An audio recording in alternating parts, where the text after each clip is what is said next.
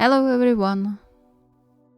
Welcome to the second part of Would You Still Love Me If I Was a Worm challenge. You seem to like the first one quite a lot. And so let's carry on with KyouHabaKinKuni now, shall we? As always, special thanks to my lovely patrons and all of you who still watch my videos. Don't forget to subscribe to keep up with the uploads. And let's get into it, shall we?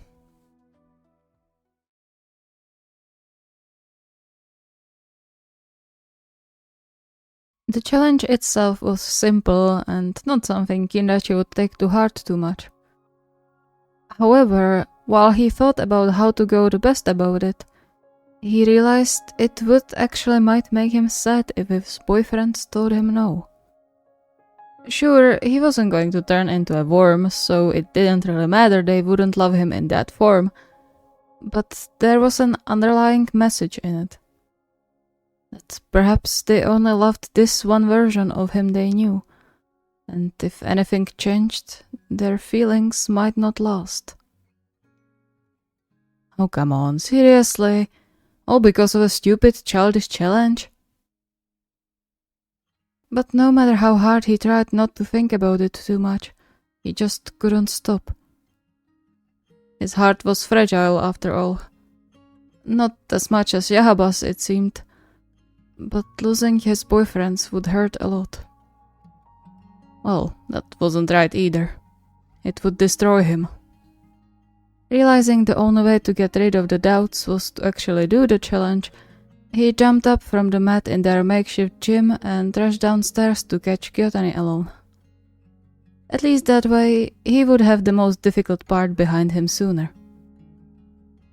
Unexpectedly, he found Kyotani in full swing in the kitchen, his brows furrowed as he carefully sliced the pieces of fish and what Kindachi soon recognized as raw, which meant he was making ikuradon, Shigeru's favorite.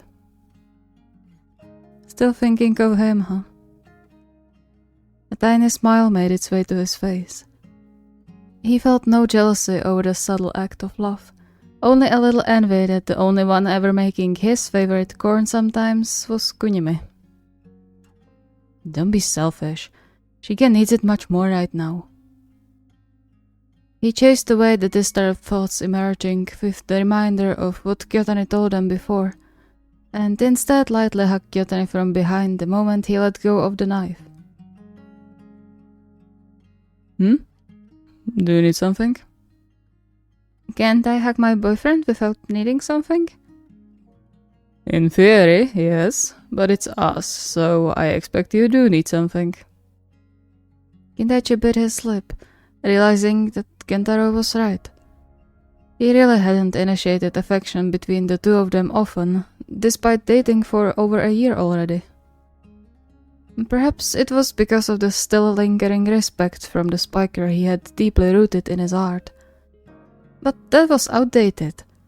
He knew well Kentaro was a kind man, grumpy on the outside, but caring and loving on the inside.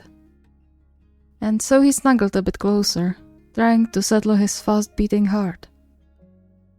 I don't want anything. Or, well, I do, but the hug doesn't have anything to do with it. Kyotani raised his eyebrow at him and then chuckled, reaching over his shoulder to wring Kindachi's carefully styled hair. Go on. Would you still love me if I was a worm? A what? A worm. Heck no.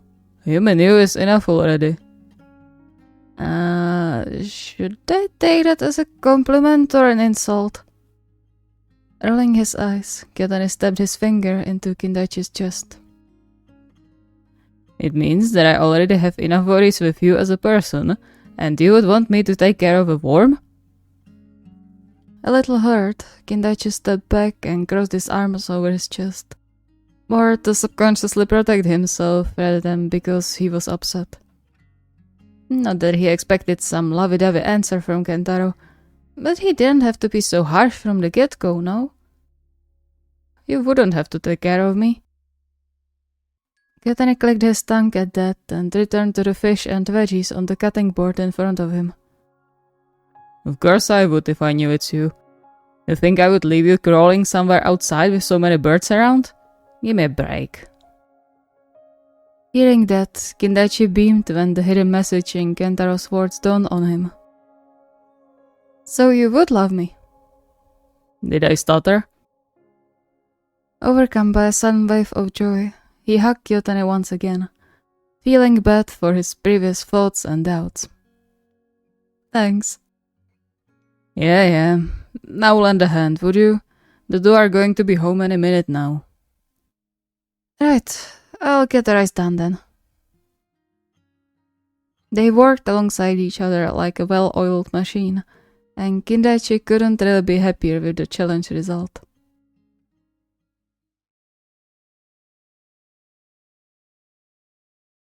Encouraged by his talk with Kentaro, he couldn't wait to ask Kunimi the same question too. Knowing Kunimi for so many years, he knew what to expect to some degree, but that didn't dampen his curiosity in the slightest. However, unfortunately for him, he didn't get the opportunity to be alone with Kunimi even for a minute that evening, as he and Yahaba arrived together, and the dinner was served almost immediately after. He was happy about the evening spent in lively chatter and surrounded with the familiar warmth. Of course he was. It's been a while since they could enjoy each other's presence without it being tainted by some deeply hidden issues. But he wished he could go ahead with the challenge. Only now, shortly before noon on the next day, he finally spotted Kunimi sitting alone on the couch, looking out into the garden over the edge of his mug. You shouldn't drink so much tea. There's a lot of caffeine in this one. You won't be able to sleep. Kunimi raised his eyebrows at him and then ostentatiously slurped another sip of the tea. Duly noted. Oh, come on. Don't be stubborn. You know well you can't fall asleep afterwards. I can fall asleep with you. Ken is a good pillow. Kindaichi grumbled under his breath, an all too familiar flicker of jealousy flaring up in his chest. He was Kunimi's pillow first, damn it! How come that he suddenly got replaced? And so easily, too. He stomped the feeling down as fast as it appeared, guilt taking its place. You should be glad he gets enough sleep. What would you do if Kentaro wasn't around, huh? Is Kaki hurting himself again? Right. Did you need anything? He snapped out of his thoughts, finding Kunimi looking at him with curiosity written in his eyes. Well, yeah. I have a question. Go ahead. Would you still love me if I was a worm? Kunimi measured him for a while, his expression more than telling about what he was thinking even before he spoke up. You already look like a worm and I still love you, no? Correction, that wasn't at all what Kindaichi expected to hear. But he had a sneaking suspicion he should be offended right now. Which he was. What's that supposed to mean? I don't look like a worm. You totally do. He motioned vaguely to his whole body. All gangly and stuff, and birds go after you. That was one time. Still. Aki. What? I would love you even as a worm. Content. I already fell for you. Your form has nothing to do with it. Kindaichi's heart melted. All offenses forgiven and forgotten. Before he could go for a hug, however, Kunimi frowned and gently jabbed into his side. Now move. You're obstructing my view. Huh? Of what? He followed where Kunimi motioned, a quiet "oh" leaving his mouth when he spotted Kentaro and Shigeru in the middle of their weekly workout routine, giving them a rather beautiful exhibition of physique, especially in Kentaro's case. Being a wire, aren't you? Tch, as if your eyes didn't practically roll out of their socket a second ago. Kindaichi blushed for getting caught red-handed, but he couldn't help himself. Of course, he knew his boyfriends, with the honorable exception of Kunimi, kept themselves in shape, just like he did. But watching them now just reminded him of how beautiful and handsome his partners were. He really got lucky. For a moment, he contemplated joining them for a while, but in the end decided against it. The two needed all the time they could spend alone together, and he would be damned if he ruined it for them. And so he settled on the couch, smiling when Kunimi wiggled under his arm to snuggle, just like a cat. After all, the two of them could also use some time spent together. Just them.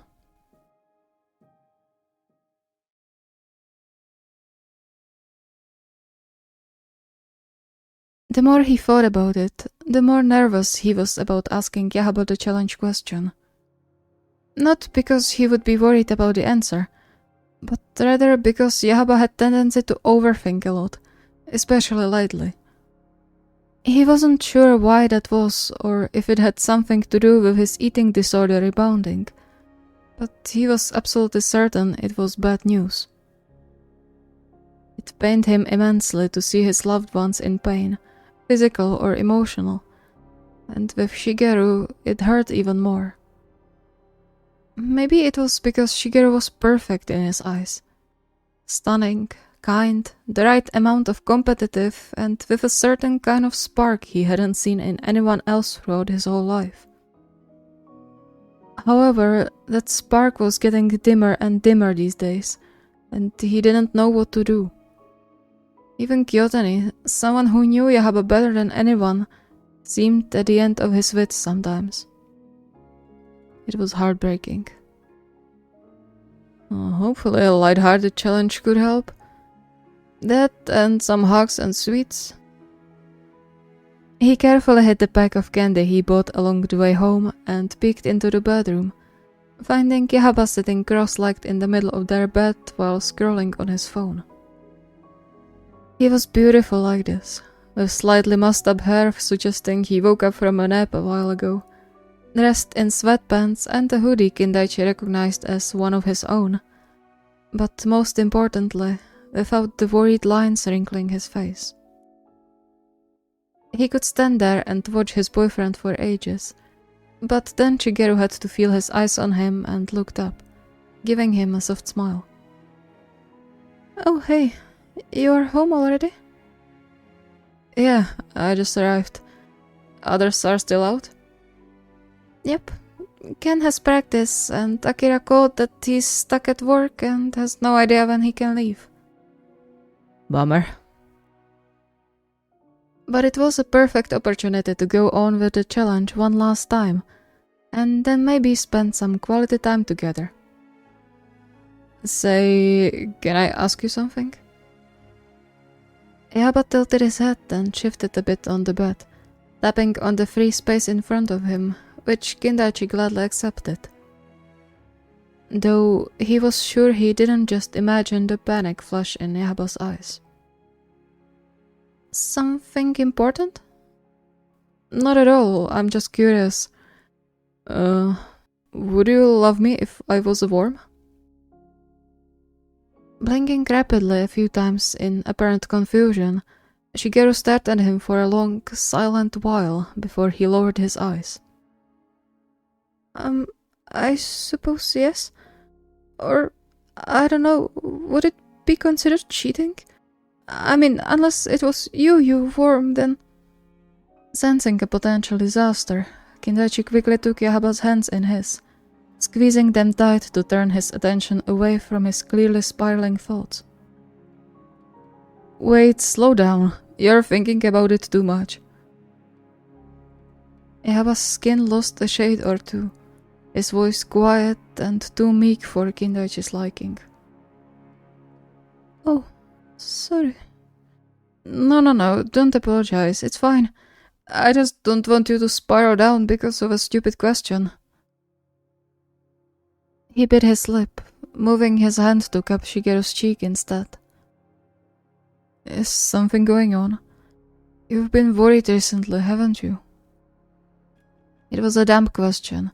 Of course something was wrong, and the chance Shigeru would tell him what it was rather small.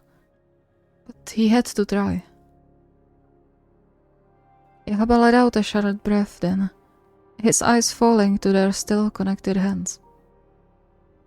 I keep thinking about some things. I can't get it out of my mind. Can I help? Shigeru hesitated, but eventually shook his head. No. Not with this. Unsure what else to do, Kindaichi pulled him into his arms, his heart breaking into pieces when he realized Shigeru was trembling now. He wanted to press on, find out what was hurting his beloved so much so he could get rid of it. But he wouldn't gain anything by doing that, and probably just made it worse. And so he patted the softest silver hair he had the fortune to touch, and sent a quick prayer to the gods to give him the much-needed strength.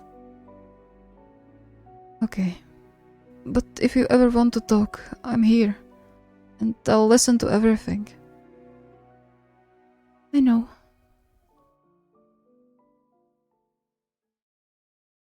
Thank you so much for watching. I hope you enjoyed.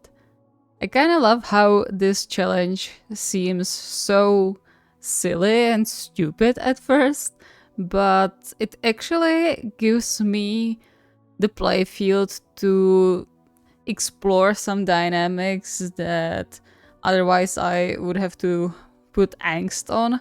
Or technically I am putting angst on already, but overall this challenge is very fluffy. So yeah, it's the calm before the storm, let's say. If you have any requests or ideas, the request form is linked in the video description. See you next time.